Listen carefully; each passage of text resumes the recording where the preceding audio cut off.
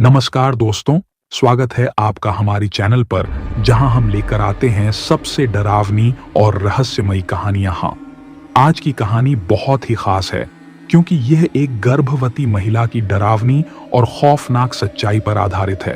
दोस्तों, आप में से कई लोग भूत प्रेत और आत्माओं पर यकीन नहीं करते होंगे, पर यह कहानी सुनने के बाद शायद आपकी सोच बदल जाए। इसलिए इस वीडियो को अंत तक जरूर देखें। अगर आपको डर लगे तो अपने साथ किसी को बुला लें, लेकिन कहानी को अधूरा छोड़ने की भूल मत करना, क्योंकि आज आप जानेंगे कि कैसे एक मां के पेट में पल रहा बच्चा भी भूतों के जाल में फंस सकता है। कहानी स्टार्ट करने से पहले वीडियो को लाइक कीजिए और हमारे चैनल को सब्सक्राइब कर लीजिए और कमेंट में अपना नाम जरूर लिखिए ताकि हम जान सकें कि कौन कौन इस खौफनाक सफर में हमारे साथ हैं। तो दोस्तों, चलिए इस रहस्यपूर्ण कहानी की शुरुआत करते हैं। पर कहानी के अंदर जाने से पहले कुछ बातों पर ध्यान देते हैं। क्या आपको कभी ऐसा महसूस हुआ है कि आपके आसपास कुछ अजीब हो रहा है जिसे आप देख नहीं सकते पर वो मौजूद होता है? कभी रात के समय अकेले घर में बैठकर अचानक किसी आहट को सुना है और दिल की धड़कनें तेज हो गई हों? कई बार ऐसा लगता है कि सब कुछ सामान्य है, पर अंदर ही अंदर कोई अनजाना डर छिपा रहता है। हम में से बहुत लोग इन बातों को नजरअंदाज कर देते हैं, सोचते हैं कि ये महज हमारा भ्रम है या शायद हमारे मन की उपज। पर असल में क्या ऐसा हो सकता है कि हमारे साथ कुछ अजीब और अलौकिक हो रहा हो? आज की कहानी एक ऐसे ही घर से जुड़ी है जो बाहर से बिल्कुल सामान्य दिखता था, लेकिन अंदर एक ऐसा भयानक राज छुपा था जिसे जानने के बाद आपके रोंगटे खड़े हो जाएंगे। यह कहानी एक गर्भवती महिला की है जिसने अपने अजन्मे बच्चे के साथ जो कुछ सहा वो किसी भी इंसान के लिए सहन कर पाना नामुमकिन था। लेकिन उससे पहले आपको थोड़ा गांव के बारे में बता दूं जहां यह सब घटित हुआ। ये कहानी एक छोटे से गांव की है। ये गांव बिल्कुल शांत और साधारण था। चारों तरफ हरियाली, पगडंडियों से भरे रास्ते और लोगों के बीच बहुत ही स्नेह भरा जीवन। यहाँ के लोग भूत प्रेत की कहानियों पर ज्यादा ध्यान नहीं देते थे, क्योंकि उनका मानना था कि वे केवल कहानियां ही हैं। हालांकि कुछ बुजुर्गों का कहना था कि गांव के बाहर एक पुराना घर है जिसे कभी कभी लोग भूतों का घर कहते हैं, लेकिन उस घर के बारे में कहानियां सिर्फ कहानियां बनकर रह गई थीं। नए लोग, खासकर नौजवान, इसे बस एक अफवाह मानते थे। इसी गांव में रोहित और उसकी पत्नी रश्मि ने कुछ ही महीनों पहले अपना नया जीवन शुरू किया था। वे दोनों शहर से आए थे और गांव में शांति की तलाश में थे। रश्मि गर्भवती थी और वे दोनों इस खुशी में डूबे हुए थे कि उनका परिवार जल्द ही पूरा होने वाला है। सब कुछ सामान्य चल रहा था। रोहित और रश्मि अपने नए घर में बहुत खुश थे। रश्मि अक्सर कहती, यहाँ की हवा कितनी ताजी है, मुझे लगता है कि हमारा बच्चा यहाँ बहुत खुश रहेगा। रोहित भी सहमत था। गांव के लोग भी दोनों का स्वागत बड़े प्यार से करते थे, पर धीरे धीरे छोटी छोटी अजीब घटनाएं होने लगीं। शुरुआत में रश्मि को अक्सर ऐसा लगता था कि जब वह रात में सोने जाती है तो किसी की आहट सुनाई देती है। कभी कभी उसे लगता कि कोई उसके बगल से गुजर रहा हो। वह इसे ज्यादा गंभीरता से नहीं लेती थी और सोचती कि यह सब उसके मन का भ्रम है। शायद गर्भावस्था की वजह से उसका दिमाग ज्यादा संवेदनशील हो गया था। लेकिन धीरे धीरे ये घटनाएं बढ़ने लगीं। एक रात रश्मि ने रोहित से कहा, मुझे नहीं पता, पर मुझे ऐसा लगता है जैसे कोई हमारे साथ रहता है। जब तुम काम पर जाते हो तो मुझे दिन में भी घर में कुछ अजीब महसूस होता है। रोहित ने उसे समझाया, अरे तुम शायद ज्यादा सोच रही हो, ऐसा कुछ नहीं है, ये पुराना घर है, थोड़ा खड़खड़ाहट तो होगी ही। रश्मि ने भी सोचा कि शायद रोहित सही कह रहा है और उसने खुद को समझाया कि सब कुछ सामान्य है।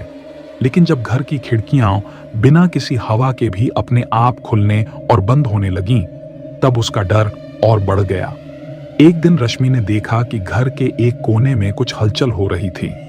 उसे ऐसा लगा जैसे किसी ने उसे बुलाया हो। वह धीरे धीरे उस तरफ बढ़ी और देखा कि एक पुरानी फोटो फ्रेम खुद ही नीचे गिर गई। फोटो में एक महिला और एक छोटा बच्चा था। उस महिला का चेहरा धुंधला हो चुका था, लेकिन बच्चे का चेहरा साफ दिख रहा था। रश्मि को उस तस्वीर को देखकर अजीब सा डर लगा, जैसे वो चेहरा उसे कुछ कहना चाह रहा हो। उस दिन के बाद से अजीब घटनाएं और तेज हो गईं। रश्मि का शरीर कमजोर महसूस करने लगा, जैसे किसी ने उसकी ऊर्जा चुरा ली हो। रात में उसे अजीब सपने आते, एक सफेद साड़ी में लिपटी महिला जो उसके पेट पर हाथ फेर रही होती और एक बच्चे की कराहने की आवाज। अब रोहित भी इन अजीब घटनाओं को नजरअंदाज नहीं कर पा रहा था। एक रात जब वह काम से लौटा तो उसने घर के दरवाजे पर खून के निशान देखे।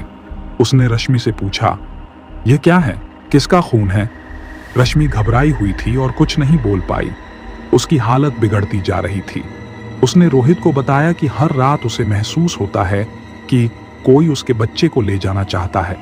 रोहित ने इसे गंभीरता से लिया और अगले दिन घर की सफाई करने का सोचा। लेकिन जब वह कमरे में गया तो उसे एक पुराना बक्सा मिला। बक्से में एक पुरानी डायरी थी जो उसी गर्भवती महिला की थी जिसने इस घर में आत्महत्या की थी। डायरी में उसने लिखा था कि उसका पति कभी वापस नहीं आया और वह अपने बच्चे के साथ इस दुनिया से चली गई। रश्मि की हालत बिगड़ती जा रही थी। प्रसव का समय नजदीक था, लेकिन घर की घटनाएं और डरावनी होती जा रही थीं।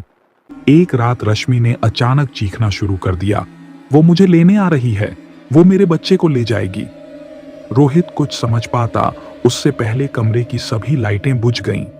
कमरे में अजीब सी आवाजें गूंजने लगीं और रश्मि का शरीर ठंडा पड़ गया और तभी अचानक लाइट आ गई और सब कुछ सामान्य हो गया। लेकिन रोहित और रश्मि दोनों बहुत डरे हुए थे।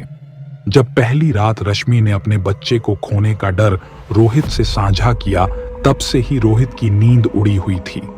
लेकिन उसने अपनी हिम्मत को टूटने नहीं दिया। वह दिन भर रश्मि के पास रहता और रात होते ही खुद को घर की हर अजीब घटना से लड़ने के लिए तैयार करता। हालांकि दिन में सब कुछ सामान्य लगने लगा था, जैसे कि कोई भयावह शक्ति केवल रात का इंतजार कर रही हो। रश्मि की हालत बिगड़ती जा रही थी। उसका चेहरा पीला पड़ चुका था और उसकी आंखों में अजीब सा डर और थकावट झलकने लगी थी। उसे बार बार ऐसा महसूस होता कि कोई अदृश्य शक्ति उसके आसपास मौजूद है, खासकर उसके पेट के आसपास। एक दिन रोहित ने वह डायरी फिर से पढ़ना शुरू किया जिसे उसने पिछले हिस्से में खोजा था। डायरी में कुछ और पन्ने भी थे जिन्हें वह पहले नहीं देख पाया था। उन पन्नों में उस महिला ने अपनी मौत के पहले कुछ दिनों का वर्णन किया था। उसने लिखा था कि गर्भवती होने के बाद उसे भी कुछ वैसी ही घटनाओं का सामना करना पड़ा था जो रश्मि के साथ हो रही थीं। वह महिला भी एक अज्ञात ताकत से परेशान थी जो उसके बच्चे को छीनने की कोशिश कर रही थी। वह डर से इतना टूट चुकी थी कि उसने अंत में अपने बच्चे के साथ आत्महत्या कर ली। रोहित को यह जानकर झटका लगा कि जो कुछ भी रश्मि के साथ हो रहा था वही उस महिला के साथ भी हुआ था और डायरी के आखिरी पन्ने पर लिखा था, अगर यह कभी दोबारा शुरू हो तो समझ लेना कि वह फिर से लौट आई है और बचने का कोई रास्ता नहीं है। अब घर में होने वाली घटनाएं और भी खतरनाक हो चुकी थीं। रात के समय घर की सभी लाइट्स एक साथ बंद हो जातीं और अजीब सी आवाजें हर कोने से गूंजने लगतीं। रश्मि को रात में ऐसा महसूस होता कि कोई अदृश्य हाथ उसके पेट पर दबाव डाल रहा हो, जैसे कोई उसके बच्चे को बाहर खींचने की कोशिश कर रहा हो। एक दिन रश्मि ने रोहित से कहा, मुझे यकीन है कि वह मेरे बच्चे को छीनने के लिए आ रही है। मैंने उसे सपने में देखा है। उसने कहा कि यह बच्चा उसका है। रोहित ने अब तय कर लिया था कि वह इस समस्या का समाधान ढूंढेगा। उसने गांव के सबसे बुजुर्ग व्यक्ति से संपर्क किया जो इस घर के इतिहास के बारे में सब कुछ जानता था। उस बुजुर्ग ने बताया कि वह महिला जिसने आत्महत्या की थी एक काली आत्मा में बदल गई थी और अब वह हर उस गर्भवती महिला के बच्चे को छीनने की कोशिश करती है जो उस घर में रहती है। प्रसव का समय नजदीक आ चुका था। रश्मि की हालत अब और भी बिगड़ चुकी थी। उस रात जैसे ही आधी रात हुई, घर की लाइट्स अपने आप बुझ गईं।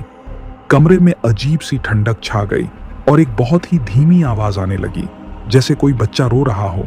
रोहित ने रश्मि को हिलाकर उठाने की कोशिश की, लेकिन रश्मि बेहोश पड़ी थी। अचानक रोहित ने देखा कि रश्मि के पेट पर गहरे निशान बनने लगे, जैसे कोई उसे खरोंच रहा हो। कमरे की दीवारों पर खून के छींटे दिखाई देने लगे। एक सफेद साड़ी में लिपटी महिला की छाया दरवाजे के पास खड़ी थी और वह धीरे धीरे रश्मि की तरफ बढ़ रही थी। रोहित ने देखा कि वह महिला अपनी ठंडी उंगलियों से रश्मि के पेट पर हाथ फेर रही है, जैसे वह उस बच्चे को निकालने की कोशिश कर रही हो। रोहित ने हिम्मत जुटाकर उस महिला की छाया को रोकने की कोशिश की, लेकिन वह उसमें से होकर गुजर गया। छाया ने धीरे धीरे रश्मि के पेट पर और दबाव डालना शुरू कर दिया। रोहित कुछ नहीं कर पा रहा था, वह बस चिल्ला रहा था, लेकिन उसकी आवाज सुनने वाला कोई नहीं था। अचानक रश्मि ने एक जोरदार चीख मारी और उसकी आंखें सफेद हो गईं। उसकी हालत अब काबू से बाहर हो चुकी थी। रोहित को समझ में नहीं आया कि क्या करना चाहिए। तभी कमरे के एक कोने से एक जोरदार धमाका हुआ और वह छाया गायब हो गई। लेकिन रश्मि का शरीर अब पूरी तरह से बेजान लग रहा था। अगली सुबह गांव के लोग रोहित और रश्मि को अस्पताल लेकर गए, लेकिन डॉक्टरों ने बताया कि रश्मि का बच्चा जन्म लेने से पहले ही मर चुका था। यह सुनकर रोहित पूरी तरह टूट चुका था। उसे यकीन हो गया कि उस काली आत्मा ने उसके बच्चे को छीन लिया है। कुछ दिन बाद रोहित ने वह घर छोड़ दिया और कभी वापस नहीं लौटा। पर उस घर की कहानियां अब गांव के हर कोने में फैल चुकी थीं और कहा जाता है कि आज भी उस घर में जब कोई गर्भवती महिला जाती है तो वह आत्मा उसके बच्चे को छीनने के लिए लौट आती है। तो दोस्तों, यह थी आज की खौफनाक कहानी। अगर आपको यह कहानी डरावनी लगी हो तो वीडियो को लाइक करें और चैनल को सब्सक्राइब करना न भूलें। अगली बार हम फिर से एक और खौफनाक कहानी लेकर आएंगे।